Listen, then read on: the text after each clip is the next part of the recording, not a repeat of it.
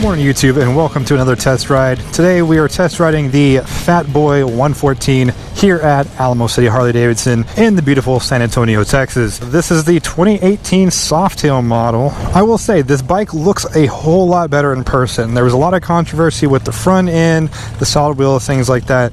This bike was the focus of a lot of that talk, but in person I will say it looks a whole lot better than it does online. Features a 160 wheel in the front and the big boy 240 in the back. 5-gallon tank, about 47 miles per gallon, and weighs in at just under 700 pounds. I will go ahead and say that this is not my style of bike. I'm not used to riding something of this nature, but I'm excited to try it out. So let's go ahead and hop on. Alright, so this bike does have forward controls with the floating footboards, so it's very comfortable on the feet.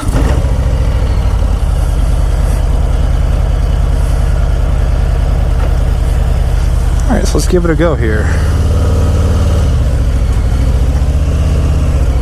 Alright, so a little bit about myself before we get too far into the review, just in case this is your first time watching the channel. My name is Justin and I am also known as Bikin' Bird here on the YouTubes. I am 25 years old. I've been riding since I was about 3. I grew up racing motocross and I've owned and ridden everything from 1000cc sport bikes to Harleys, cruisers, Sportsters, you name it.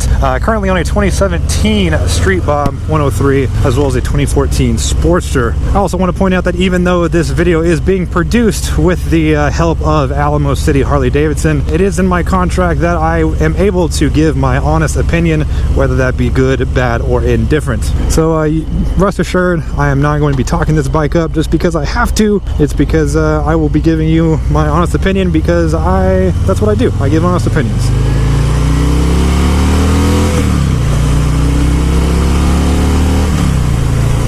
It's quick. It's very quick.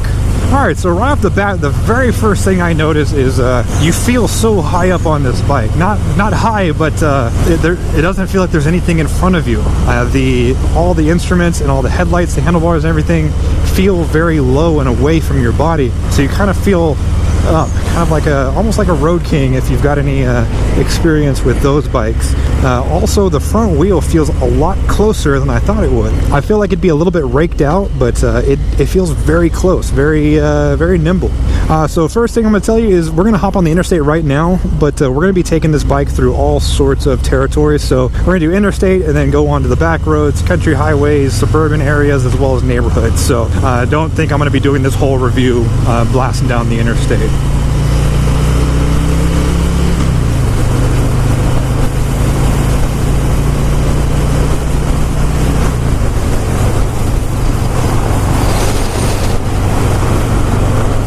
Alright, so first thing I noticed is that there is, of course, a ton of wind. With this bike not having a fairing nor windscreen, your body is completely exposed to all of the wind going down the highway. But I will say that this bike feels awesome at high speeds. Or highway speeds, I should say, not high speeds. So one thing I have noticed that's kind of different is that even though there is a ton of wind, it's not beating you up. It's constant. So it's not throwing you around or anything like that. I mean, you definitely feel the wind, but it's more of a constant, I don't know how to say it, more of a constant pressure as opposed to feeling like you're getting beat up by a ghost type of deal. You're not getting thrown around and your head's not bobbing around or anything like that. It's just a straight constant push. So this bike definitely has torque. It's got torque. Even in 5th gear, it wants to move. Of course, with the 114, you're putting out about 119 foot-pounds of torque, so it definitely gets up and goes. Even at highway speed, high gear, it wants to go.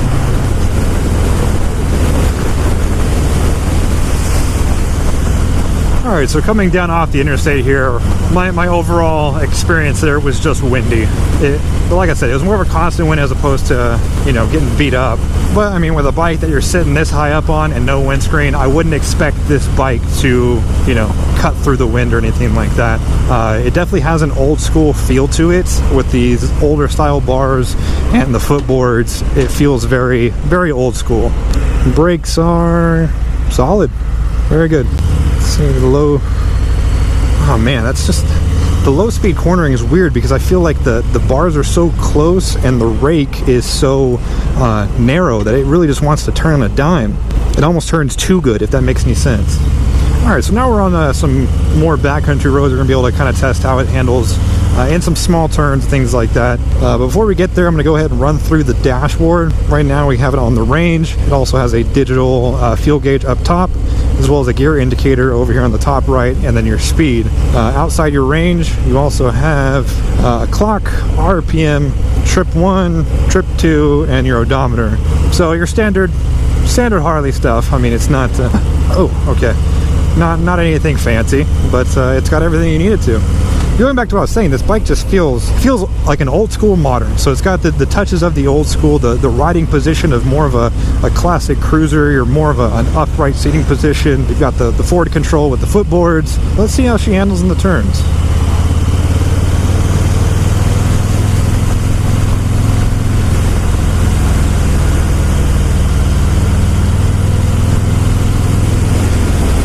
So with the 240 rear, you definitely feel that limiting your lean angle there. So I was definitely not able to get as low into that turn as I have been on the other Softail models. But even with that though, it did still feel planted. I mean, you still have a ton of rubber on the road. You're just kind of limited on your lean angle.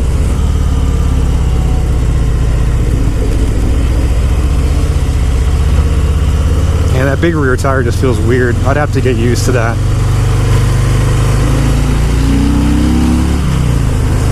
Alright, we're getting into a bumpy portion of the road. I've taken this road many a times on many different bikes now. And it's handling it pretty well.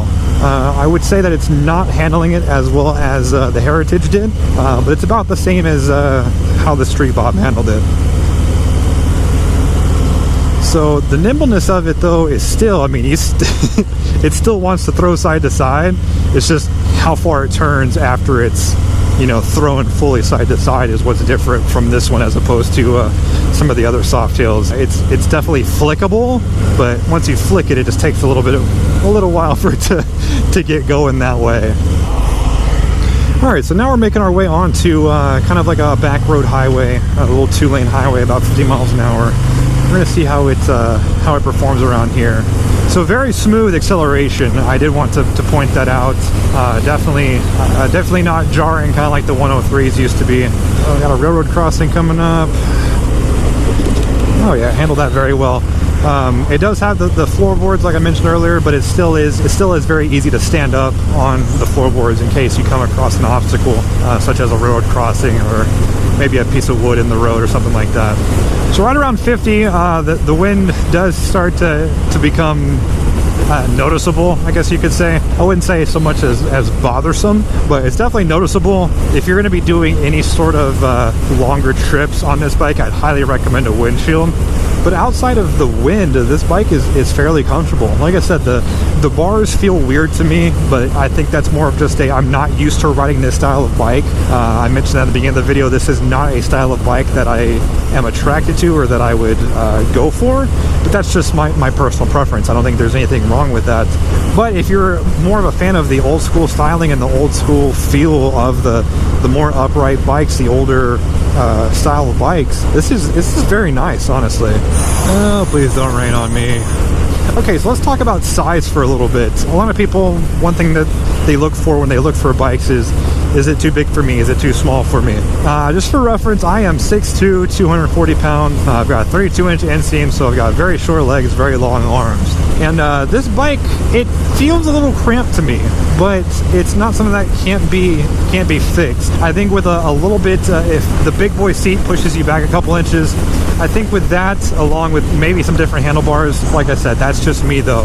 But I feel like this bike could fit a good portion of the population, especially if you've got, you know, a 30-inch inseam or larger. I don't think you'd have any problem standing this bike up. Oh man, it is pouring over there. Good thing I'm not going that way. Man, this bike just doesn't want to lean over. I'm so used to having a 150 rear tire where I can just throw it over, and this one just doesn't want to go. And it started to drizzle. Damn it. Well, at least I'm going in the right direction. I'll be going away from the rain. So we're getting into more of a suburban style area with you know, some stoplights and things like that. So we're going to see how it handles that. I do want to point this out before. The heat that comes off of these Milwaukee 8s is substantially less than on the 103s. I mean, it is, you can barely feel it. I will say you can feel it more on the 114s than you do on the 107s, from my experience at least. But the heat is just so much less on these motors. They are partially liquid cooled, so I'm sure that has a lot to do with it, but you're definitely not going to be, you know, burning your leg on the top of the rocker boxes like you were notorious for doing on the 103s. So I will say the seat height is very comfortable. Like I said, I'm 6'2", so I'm a taller guy, but I don't have the longest of legs, and I am very easily able to flat foot this bike even with my legs spread out. Man, it is freaking pouring right there. Yeah, I'm probably gonna get wet. Alright, so that rain passed. We got another cell coming up back behind that one, but I think I can make it back to the dealership before that one gets here. Fingers crossed at least. But I also despise riding on wet roads, so this should be fun. Especially on a bike I'm not familiar with, so I'm going to take it very easy. God, I hate wet roads. So one thing I like to talk about on these test rides is who do I think that this bike is for? Honestly, the best way I can describe for this bike is fat boy lovers. I'm not talking about chubby chasers, but people who enjoy the bike, the Fat Boy. I feel like it stays true to that Fat Boy classic feel, classic look with a little sprinkle of modern touch. I think they did a really good job of staying true to the design, but also, you know, updating it here and there to make it look like it's not 100 years old. The power in the 114 is great. I'm not a huge fan of that big back wheel. I like something a little bit more that I can throw into turns and stuff like that, but a lot of people do not like to do that, especially on Harleys. So it's really going to depend on how you ride and what you're going to be using the bike for. I'm going to hop back on the interstate here and I will finish up with you guys when I get back to the dealership. So my overall thoughts on this bike. Now with this bike coming in about $21,000 after, you know, tax and title and everything like that, I personally would not buy this bike, but it does have a bunch of good features. Like I mentioned at the very beginning of the video, this is not my style of bike, so this bike would have had to blow me away for me to even consider getting a bike of this style that rides like this, that looks like this. But with the 5-gallon tank, you do get the better range than a lot of the other models on the Softail range. You do have more comfort with the floorboards, and like I said, the Fat Boy fanboys, I'm gonna call them Fat Boy fanboys, you guys know who you are. The people that live, die, and breathe by Fat Boy will know what I'm talking about when I say that you guys are a whole different breed. You guys love these style of bikes, and that is totally awesome.